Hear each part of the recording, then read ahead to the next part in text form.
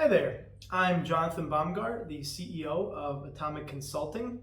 I wanted to make a video today to discuss licensing for FX proprietary / prop firms.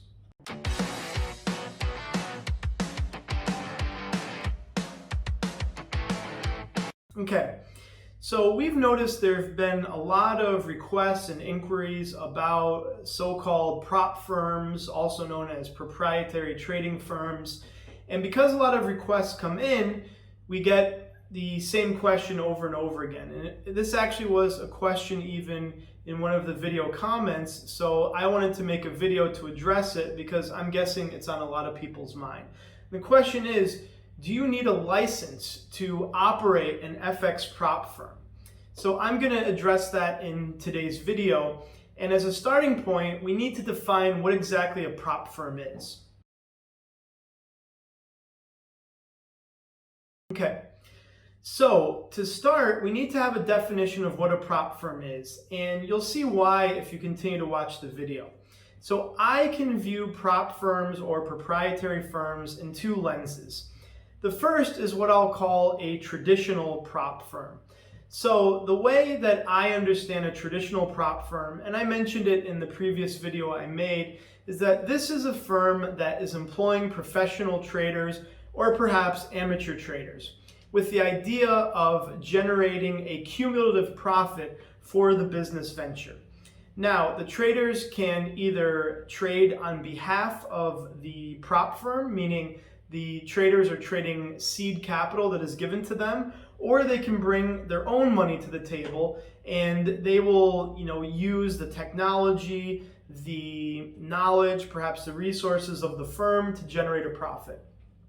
That's how I understand that aspect.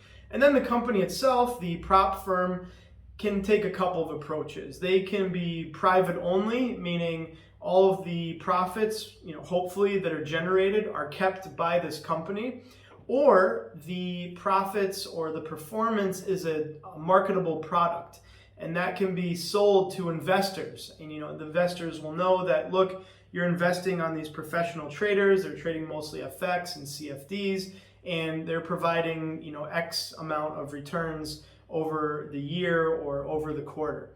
That's what I call a traditional prop firm. Now, I'm going to contrast that with what I'll call a demo prop shop, for lack of a better word. So what's a demo prop shop?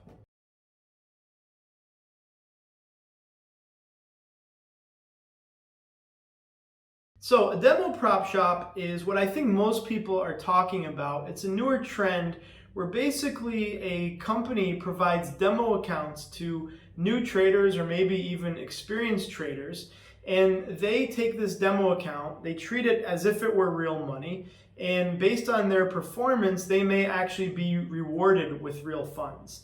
That's not always the case, and really the line is different depending on how the firm is structured. Sometimes they adopt the traditional model and they use this demo model as a way to find good traders. So they'll say, look, treat this demo account like it's real. Let's see your performance at the end of the month. And if you're good, you can join our team where we'll stake you some money. So it can be a mixture. But the general idea of the demo prop shop is that it's purely based on fictitious money.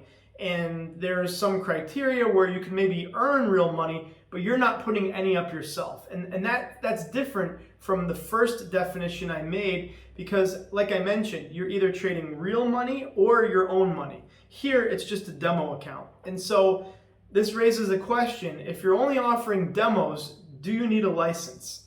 So that's what I want to get into now is what kind of license do you need, and is it really required if you're running this type of company?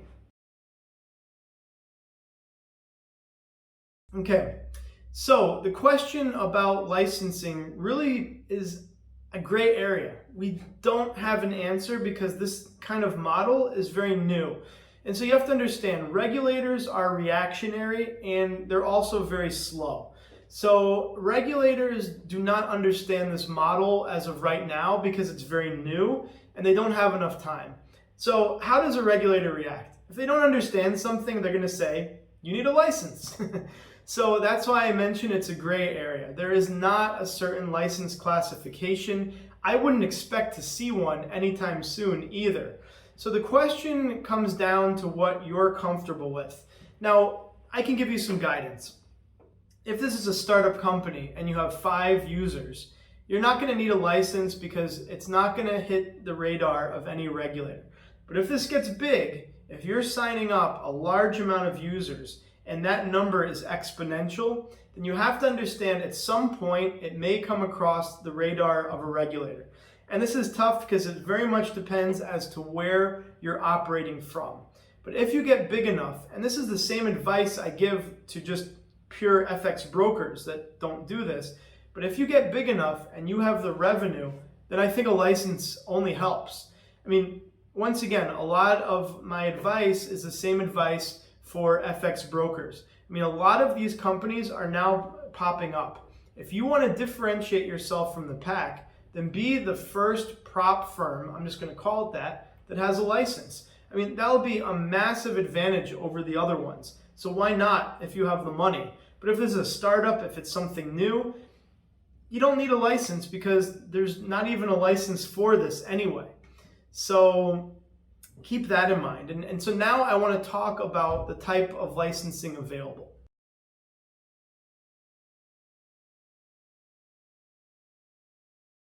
So let's say you were to go down the path of licensing. There's 2 kinds of licenses you can get. One is the full-on brokerage license, which is always the preferred option, mainly because money management and what's being done here falls under the umbrella of a full-on Forex broker license. The other advantage is this opens many doors because as your prop firm grows, you may want to just offer live trading accounts. I mean, why not? I mean, if you have enough people who are coming to your company anyway, I'm sure some are ready. And why should they trade with another broker when they can trade live with you, or they can do both, right? I mean, you can give them the demo and then say, look, trade live as well. We'll look at the performance. There's a lot of things you can do.